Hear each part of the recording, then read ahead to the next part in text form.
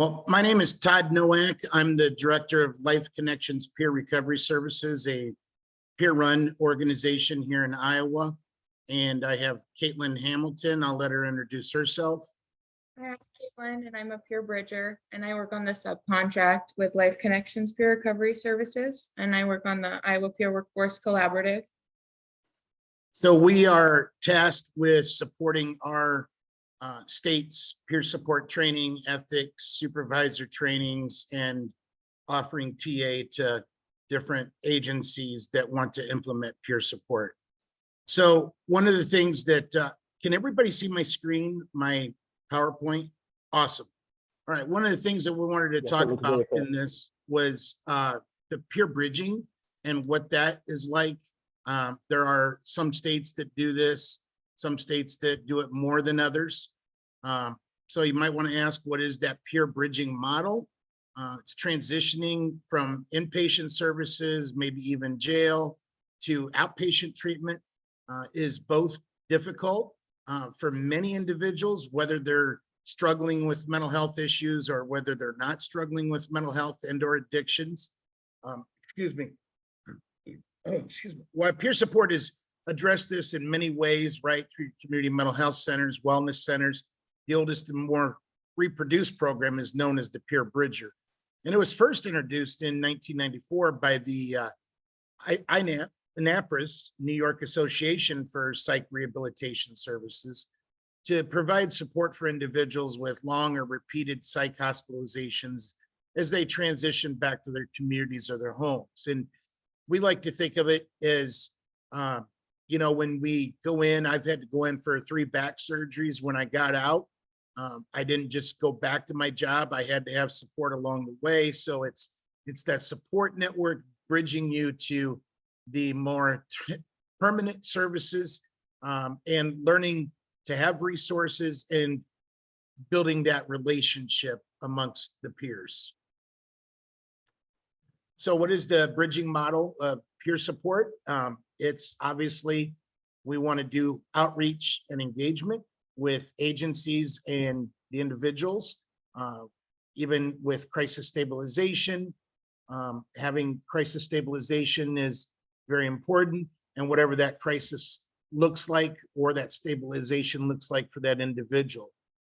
Wellness and self-management skills, and also having that community support. We're going to talk about some that Caitlin's worked on since she's been doing the peer bridging, and that community support, you know, connections not just between her and the peer, but also through the community. And that could be the person's psych provider, therapist. It could be another agency, having that support along the way to transition into more permanent services. So for us, who could be a good candidate for our peer bridging service? I like to say it's easier to say who wouldn't be, you know, because ultimately there's a lot that could be, but somebody coming out of the criminal justice system. One study that we've done is a person that transitioned out of a correctional facility that we'll be talking about, maybe somebody being discharged from an inpatient mental health unit, even an ER, discharged from the hospital ER, maybe somebody looking to begin long-term residential services, also somebody looking to get support finding housing, insurance, food assistance, other resources, and somebody at a peer respite, maybe a wellness center, or even, like we said, that crisis stabilization. Somebody that's referred from the county coordinator. Here in Iowa, we have regions. Each county is in a region. So in our region, one of the county regional mental health coordinators may have somebody come in their office and looking to get some services, but don't have Medicaid. And that's when we would begin the process, maybe supporting that individual with the peer bridger position. You have anything you'd like to add on this? Okay. Next is talking about the peer bridger role. A bridger performs a variety of functions in this position, with their relationship when it comes to the peer. It could be skill teaching. Some folks, maybe if it's cooking, showing them how to, and then standing with them when they're doing it. Maybe cleaning. I was with Caitlin on a visit with somebody and really helped them kind of get organized and had their room just a mess. And along the way, building a relationship, talking, done a wonderful job. And then also role model. You know, if maybe something that she says that she could do, keeping her word and teaching them that, you know, hey, our important thing is our integrity, our self-advocacy, and keeping our word by role modeling, and offering that social but also emotional support. And social support, you know, we've done a real number on ourselves in the last 3 years, right? We had a lot of leaders telling us to socially isolate, where in fact they really should have said we need to physically distance while staying socially engaged. And that would have maybe helped out with some of the social support that now we're really seeing a big trend of. And recreation companionship, if it's maybe going to a gym, maybe going garage sailing, anything like that, just having that recreation companionship, going to a wellness center, taking part in some of the activities there, the groups there. And then advocacy, helping somebody, supporting them along the way on how to advocate for themselves. And, you know, Caitlin does this a lot through her own story of how she's had to advocate for herself, and some of the things that really that skill teaching goes hand in hand with that, right? Because we've all been there. We know how hard it is to manage the system and walk through it. And sometimes we get upset in our language, our tone, our demeanor, our body language gets really rough. So learning how to advocate, but also keep us grounded as well. And then that one-on-one support that a lot of times people struggle with, you know, that one-on-one support. Sometimes it takes that relationship, that trust, and engagement. And then source of encouragement and hope, even if it's a small accomplishment, like cleaning up their room, you know, that encouragement that, look, you did it, and they can get really proud of themselves, and then they're wanting to do it again, and they learn something from that. So the Bridger also will work with individuals in their home, in their community, in a variety of different ways. I know Caitlin has worked with a few where she might go take them to a agency's meeting, like maybe if it's a determination of HAB services, or maybe a determination of what's next. And also along the way, having that advocacy play a lot with it. Also practicing some of what they're going to say, because once we get there, we want them to do the talking. We may say to them, you know, didn't you want to say something like this? So it's really just letting them talk for themselves, but also being there to support them. And we can also help the individual with all them socialization, advocating for their needs, arranging and keeping appointments. We let them do it. We don't do it for them, but we're along the side with them and making sure that, you know, hey, it's as simple as if you have a cell phone, maybe putting it on your calendar reminder to ding so that you have that appointment and get up early. Or maybe it's even they're having trouble on knowing when to take their meds and having trouble on making sure they remind themselves. So maybe setting that calendar reminder for that. And then also securing transportation. If you don't have transportation, it can be kind of tricky at times. When we call our MCO for transportation, sometimes the person on the other end, we tend to know sometimes a little more than what they do and how to get through that. And telling the peer that we're working with, hey, if you're not getting anywhere, thank them for the help that they did, hang up and call back and talk to another person until you actually get somebody that can really understand, hey, I got to get to this appointment, and is able to support you. and also utilizing other needed services in the community. We don't think, nor do we act like we can do everything. We don't do anything outside of our scope of practice as a peer recovery specialist. We may have something that gets brought up and we might have to say, well, you know, that's outside our scope of practice, but let's look at some options that, you know, we can look at some resources here and you can make the determination, right? So maybe if they want to get into integrated health care setting, if they have one that's 20 miles away versus one that's 40 miles away, you know, are there some pros and cons to the one at 40 miles away that might offer a little bit more services to you that might fit that certain need?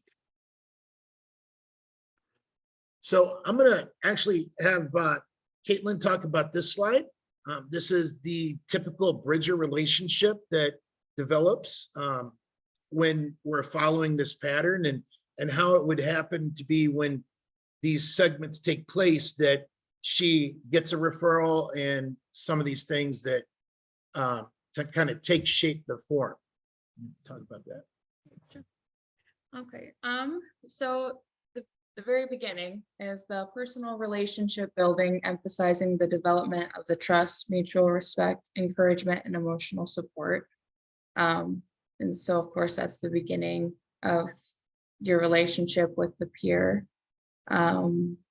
As the above becomes solidified, the encouragement of the deeper involvement in the peer support groups, exposure to community resources, attention to skills inventory, and working on mastering identified desired skills. Following discharge, intensified peer supports are paramount. Deeper involvement in skills, teaching, learning wellness, self-management skills, increased connections to resources, and regular honest communication is emphasized. Peer bridgers may encourage more frequent contact to promote increased involvement, support, and social contact. Setting the stage and laying the groundwork for independence, again, revisiting the skill inventory and addressing those skills not yet quite developed are worked on. Support for the establishment of the wider circle of friendships and enhanced social activities in the community. Positive risk-taking and greater independence are supported. So when we talk about these deeper involvement in skill teaching and learning wellness, self-management skills, can you touch on, Caitlin, a little bit about what that looks like, some of the things that you've done to increase the connections with that peer? Yeah, I think one of the biggest things to increase the connection is when they are being thrown into a lot of the decision-making situations or scenarios where they're not comfortable. Something that a lot of the providers aren't able to take the time to do is make sure that they understand what's happening. And that's something that I'm able to stop and make sure and take the time to do. And so I'm able to look at him or her and say, does this make sense to you? And I've noticed that that's not something that any of the other providers seem to be doing often. And that is something that they seem to remember and is usually the point in which the relationship changes and the trust starts building. So. And I also think it goes too with, you know, a little bit, I mean, you know, here in Iowa through Iowa Medicaid Enterprises, a lot of the peer services that are done there are done in the clinical site where, you know, when you're talking about that, you have this cap, right? You have this cap that you can only see this person this many times, you have a case load, and some people, especially ones that may not even be on Medicaid yet or even needing different things, where, you know, that cap, it over exceeds. So having the availability to be flexible with hours, with transportation, with prepping for certain things, I think that's really where the peer bridger comes into effect, that we don't, I'd like to say we don't have any limits. You know, the only limit that we do have in our region, and we're a 5-county region, is one of the things that I see in training and collaborating with other agencies is I see burnout. And so when we signed this contract with our 5-county region, I said, I don't have a problem doing this. I think the way that it will be best fit is if my staff would have a minimized number of people that they work with in 1 month. And so we capped it at only, and I say cap in the context of we have to be taking care of ourselves first, and then the people. And the best way to do that is to say, what's a good number of people to work with where you can give them that extra time. So, we work with 5 people at most, usually. She's been at 5 for a little while. She's down now to 2. So, it just helps give that time, one, for her, and it gives time for the people that are in the need of a little bit more time than what they would get in their natural environment of maybe the integrated healthcare or a community mental health center. And I just like to say on the piece on the last one, laying that groundwork for independence. When we get to it, that's a big piece. Once they get done, we all know in peer support, 2 people are supportive, right? Us, because it makes us feel good giving back, and them for what they're receiving. So to see people go through this, get long-term permanent services, to get from one place to now I'm in recovery. I have a life. I'm doing these things, right? And also to know that, hey, we know that you need support. So ultimately, when this ends, please give us a call for all your achievements. Give us a call just to say hi. Nothing wrong with that. That only takes 5 minutes. And that's even been good as far as people following up with her. That relationship was built. We want to make sure that we don't cross boundaries in certain angles. But hey, when I do something good, I want people to know it. And I know people that go through the peer bridging want to be recognized too. And nobody knows that better than the peer bridging support person that was supporting you along the way. So the duration of peer bridging services is going to be the time allotted for the development of a trusting relationship between both the bridger and the person. To be discharged is to be defined by that person's desires and needs. There are some that, even after they had permanent services, we may have certain things that we maybe are not working with them this many hours a month, but maybe working with them on some new things, whether that be just transportation, because that could be key, right? You can have your MCO transport you, but you have that anxiety setting in before appointments a lot. So having that conversation with a peer bridger just for transportation, that can be very useful. But as a rule of thumb, peer bridger will work with 3 to 5 individuals at a time on what we do, typically beginning their involvement at about 2 to 3 months prior to planned discharge. So we usually know at least a couple months before we know that, hey, time's going to come, we're starting to get there. We need to do this. And I do want to stress too, for some, that one of the things that we are crystal clear about in the beginning are some things that I think some people are not told. And one of the things we tell them when we sit down and they sign just a very minimized paperwork for us is that, hey, if you don't like this, if you don't feel that this is going anywhere, if you don't feel that you're getting anything out of it, communicate that to us. If you want to stop these services and you want to find something else, we will be there to support you. We're not the only thing that's going to help you along the way. And we might not be the size shoe that you need, right? And also, we lay the groundwork for us and our boundaries. So I remember an individual that we had that call and call and call, would never answer, leave messages. Finally, when they call back, we go out 2 or 3 different times and doesn't answer the door.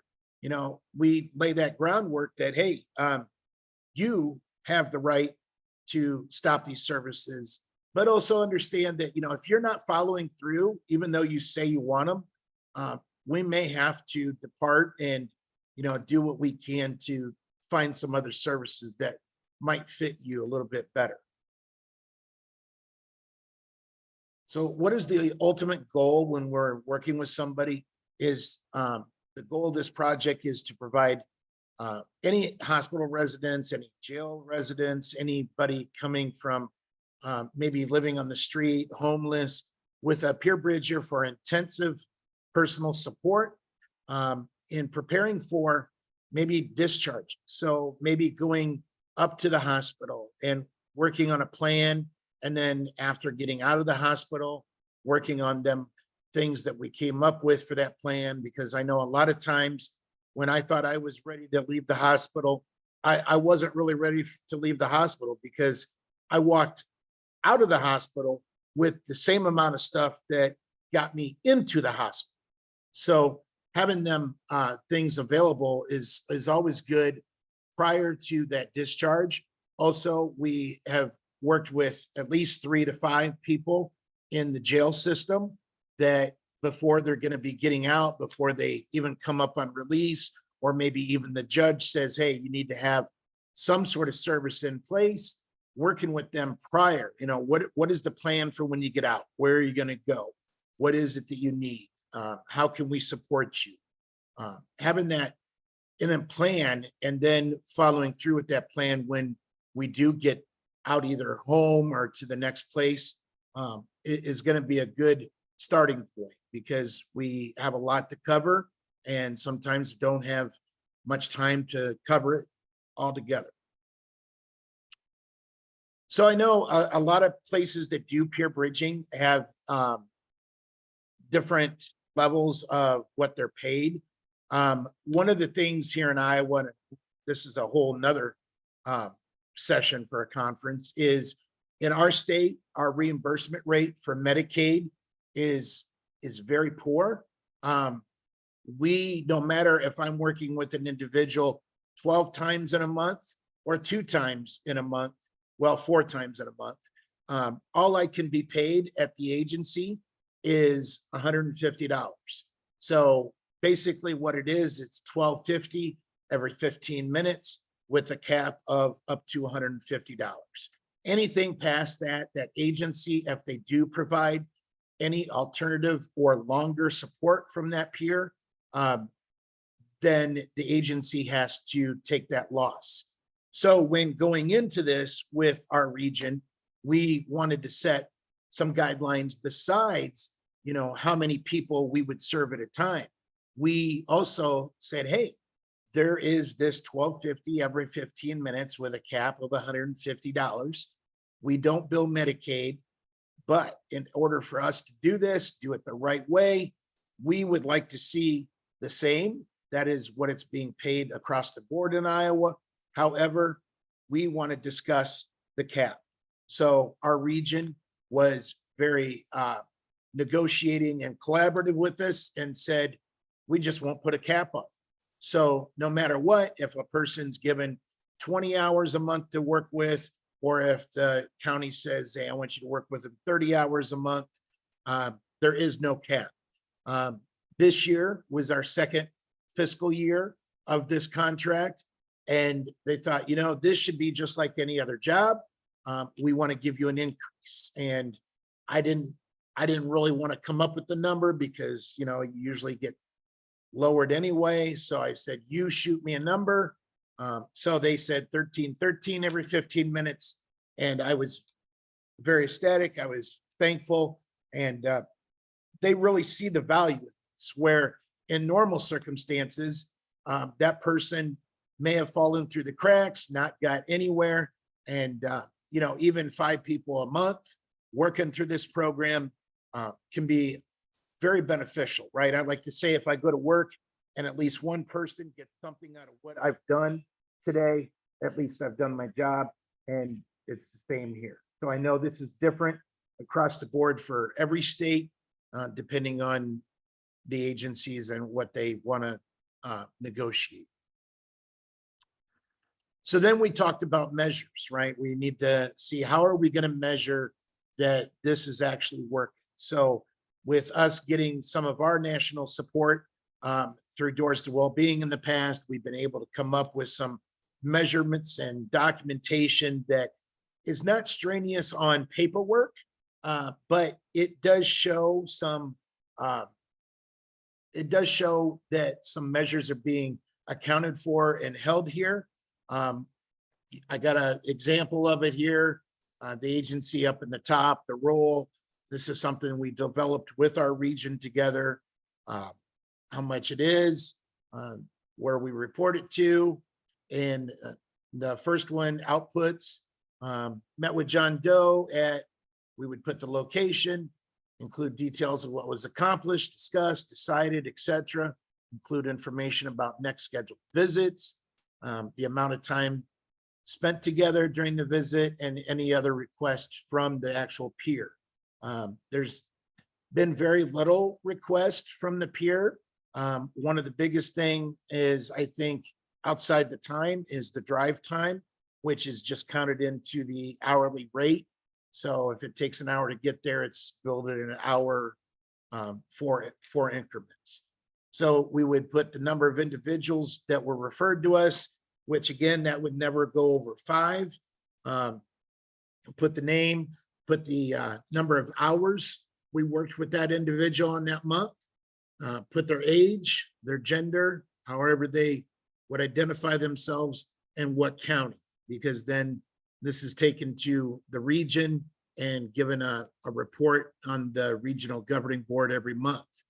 And then again, number of individuals served, you can see 1 that matches up there, and average hours that were served. So average hours in that individual was an hour and a half a time. And then other referral sources. So we want to let the region know what other referral sources we were able to give this person and utilize, where a lot of times it's even happened that our region didn't even know about a referral source. So that's very beneficial to them. You know, the other thing is we may have had to make a referral to the hospital. Maybe we had to get them to safety, a domestic abuse shelter, but maybe also get them over to family. And then some of the performance measures are the number of individuals transitioned back to ongoing services. In this case, you would have had 1 that was successfully. I'm sorry, I keep messing with this. And then we want to provide a brief narrative on types of interventions and some of the ways. Well, I guess I don't have it. So anyway, there's some here. You can see some of the examples was active listening. We also talk about different things that, you know, we were able to work with this individual, met with this HAB organization, had a meeting with the director and one of the nurses, maybe looking at getting permanent residential group therapy at a residential home. What are some other things that you have put in there, Caitlin? I would just share anything that I did that was successful. So like if a way of contacting that person was specifically successful, I would note it there. So like if they responded to text messages better than phone calls, I would share that in that section. So. Yeah, and that's a good point. Thank you. I remember there was one individual for a while that really didn't want to talk on the phone. I don't know, you know, obviously something made this person anxious with that, but would always respond immediately to a text message with her. And, you know, whatever form of communication is going to be best for them. I mean, that's what we do as peer recovery specialists, is meet them where they are, the way they want to be contacted. Some may be even by email, but text would be probably the second one after visiting in person. So our stats from July 2022, until April of this year have been 10 people that were referred to us. Number of peers that we served total were 8. Peers successfully transferred into permanent ongoing services was 5. So them are 5 people that out of the 10 followed 100% through. Peers who have discounted services, got that. Peers who have paused services due to incarceration. We did have a person that right now it is paused because that person ended up going back into jail, and number of peers now currently active are 2. The nice thing is having that number of ongoing services transitioning into permanent support somewhere else. That's always nice to see that. It's kind of like of a graduation. Here's some case examples, and actually you've worked with these individuals. I'll let you talk about this.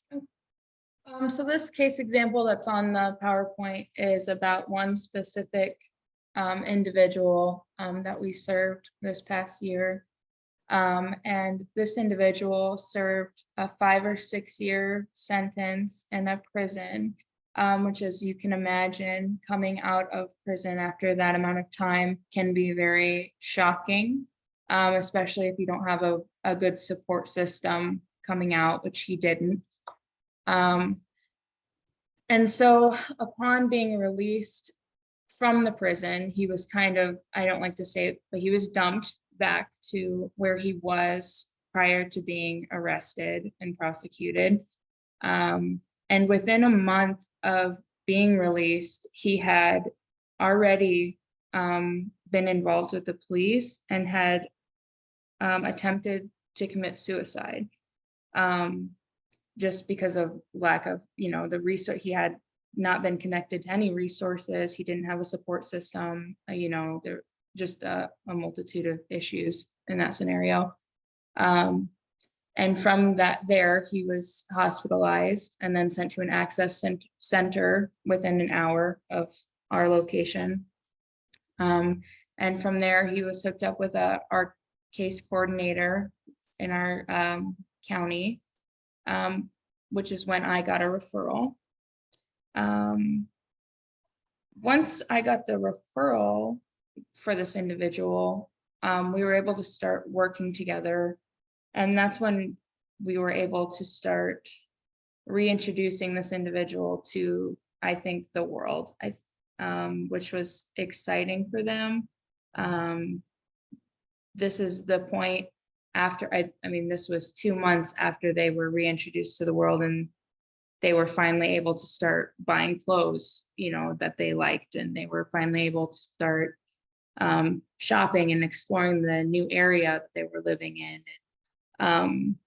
We were able to start finding doctors for them and things like that. So that was stuff that we worked on specifically. And then myself and the case coordinator worked together to find ongoing services for this individual. And so through peer support, which all of you are familiar with, we were able to help this person adjust and feel more in control of their life and the things that were happening around them. And this peer has now transitioned into ongoing care with an agency. They have not been rehospitalized, and they have not been in any legal trouble since beginning services with me or with the care coordinator. So that was an incredible success story. I feel great pride in that specific individual. And that is one where you look at it and you see, like, there's a serious error in the way that people are discharged with no aftercare. And so, yeah, I just wanted to share that with everyone. So, yeah. And there was another one that I know she had that actually stayed at our respite house that ended up needing a little bit of extra services actually transitioned and moved into our town of about 5,000 people. And one of the biggest things, you know, and I say it's the biggest is because it is the biggest hurdle, is really had a lot of things into place, transferred their rapid rehousing so that they could get a new place, but needed support in transitioning and transferring their integrated healthcare so that they would have a new community mental health center, therapist, a psychiatrist. So transportation was one of the biggest things that this person needed. And we were able to help that person with that for a short period until they were able to start utilizing that themselves, with calling MCOs, taking care of small things like that. But, you know, I mean, for some of the things that we may say small are huge for them. I know when I went through my recovery and I didn't have a car, or even when I had the worst car for my family, that, you know, that was a big hurdle, and that was not small to me. That was huge. And even being able to have that support for that is remarkable. And I think that even making them accomplishments through something like that need to be recognized and shared with individuals. Wow. And then we are here at the end. I guess I'll open it up for questions.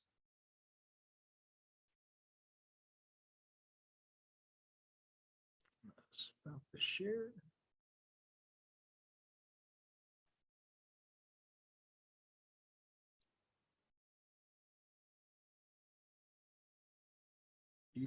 Wraparound fund. So do we have wraparound funds? No, we don't have wraparound funds. So our funding comes for our respite house, our wellness recovery center, the contract we get that helps with the peer workforce for the training, the supervisor trainings, different things, TA. So all of our funding that we get is that regional funding for this. We do, and this is one thing that Caitlin hasn't gone through yet. We are the agency in Iowa, the peer run organization that offers the RAP training. I know in California, I know you have BJ in California, and maybe if some of you have gone through RAP, know her. But we do the RAP services. So once we get RAP trainings going in different parts of the state, that is extra money that we have that we put to different things. But as far as wraparound services, no. So really on this particular project, the peer bridging, anything that the individual needs, there's no question.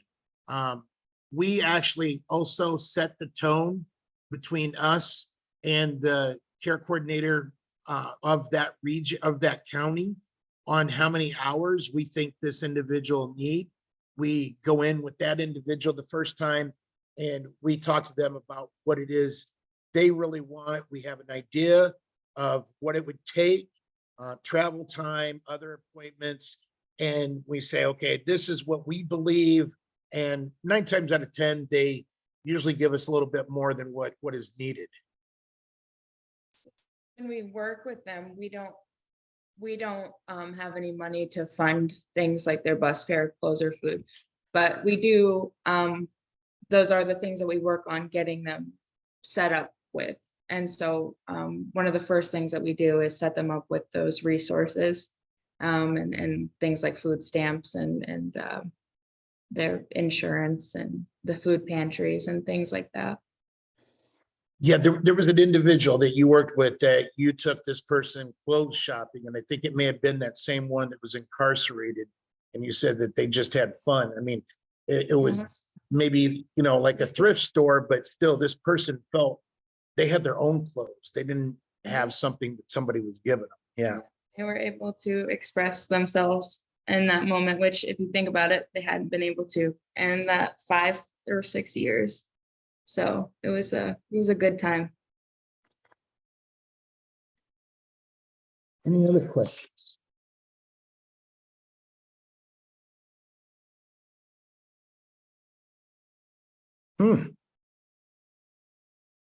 So who is our moderator or our person from Share?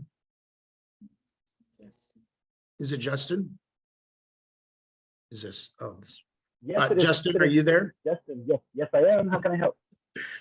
So, yes, I've been sitting in off and on today at a lot of good groups I've been taking part in. Didn't see any questions. Just wondered if maybe you had any questions from what you may have seen in California with this kind of thing, and is this something that you do? As questions though, we don't really add questions to it, but what we do is if you like, we can make a survey, and what we can do is let me say it. We do outreach, and we do accept things like donations like that and volunteers, and we do have money for things in our budget for things like food and providing meals and stuff like that. But you're talking specifically around funding? Oh, no, I'm sorry. I was actually talking about the peer bridging position and what we do. Yes. I'm sorry if I. Sorry about that. Okay, so we do have peer bridging positions. We do train them. They're required to go through a peer training course, and we do have peer bridging positions. We use that for our collaborative housing. So we use peer bridges as like a liaison between people whom we house, either temporarily to permanent or on a permanent basis. But usually there's no time frame, but we assign them a peer bridger as a go-between primary homeowner and the person receiving the services. They just want to feel like they have someone they can talk to directly that can act as a go-between. That's what we do for bridging. We don't really utilize peer bridging in any other aspect. Oh, okay. Yeah, and so I know I didn't have any questions. Okay, I was employed as a peer bridger. Oh, okay. Thank you for that. Nice. So it's funny. I had a meeting with some of our law enforcement yesterday, and we talked about this, and somebody at the county level had not let them know, and these are even prime outreach sources that we try to reach out to, because the law enforcement sees a lot of these folks that maybe don't have certain services. So the peer bridger can be that model that's honestly a lot more inexpensive than going to whether it be the jail, whether it be inpatient, and the outcome is extraordinary when they put the effort into it. So, I just encourage that people thinking about something like this, that, look at the avenues that you can go down where, they say peer support can be anywhere, and it truly is. I mean, we can really do peer support anywhere.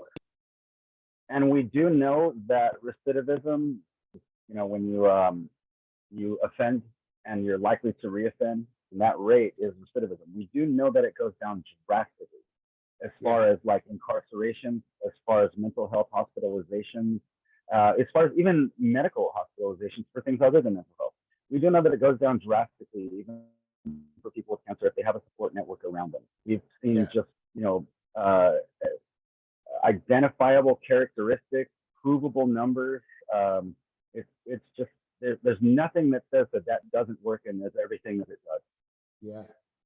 Kevin, thank you. You work as a peer bridger from inpatient units. That's, I mean, I think about that when we talk about, my physical therapy after I got out of surgery. I mean, I just can't get back to work. And absolutely, I think that's a big one. Sometimes I think going back to what got us in there is not going to be good. Just having that extra support for certain things and making that connection to other resources as we leave that inpatient unit as well. Any other questions?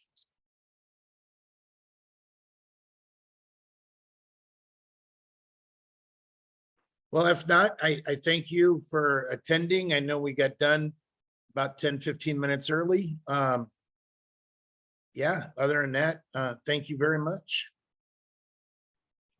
Oh, and may I address one really quickly now that Please. everyone's still here? I have posted in the chat about the, let me go ahead and post this last one here if you want a certificate. Here we are. This is the schedule going forward. And let me go ahead and post about the certificate. If you would like a certificate, please leave your name, your email, and your phone number, and we will provide a certificate for it. Also, everything will be online. Let me go ahead and post the link.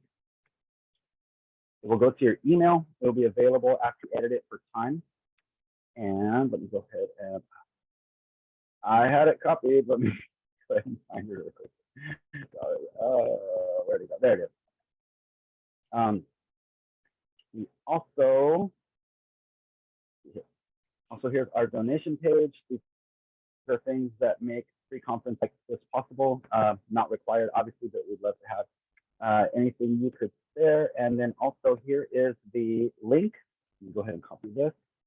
This is for when you would like to view this at a later date. We're recording everything here. Like I said, there's only edited time. So all the content will be available. All you do is click on here, look at the conference, look at the time. We also have other conferences going on today, but Todd, I would really like to thank you. That was great. Yeah, I want to. People like you make this happen. I want to ask, or I want to respond to Kevin's question. That's a great question, right? Because each person is different, each scenario is different. So, you know, it kind of depends on what the case is when we get it. When we get it, if they are in jail, maybe we are only using a very limited amount of time going down there and talking about these plans, setting ourselves up for them. And then once they get out, then okay, now we're out, we're gonna need a little bit more time for this. So whether it has to do more with housing, whether it has to do more with getting signed and registered for Medicaid, whether it's they've never had a more of an integrated health care with a therapist, psychiatrist, doctors, nurses. It's just really going to depend. But again, we kind of understand how many hours we're talking about in that situation, from some of the work that we've done before, some of the roadblocks we know we have, some of the length time it takes to get on Medicaid, because we don't want to ever say we're going to do 15 a month and then end up it's really like 25. And that's why I say really when we go to the table with after meeting with the person, the county person usually says, okay, well, why don't we do this many? And usually gives us at least 5 to 10 more hours with each person so that it's better going in with more than not enough. All right.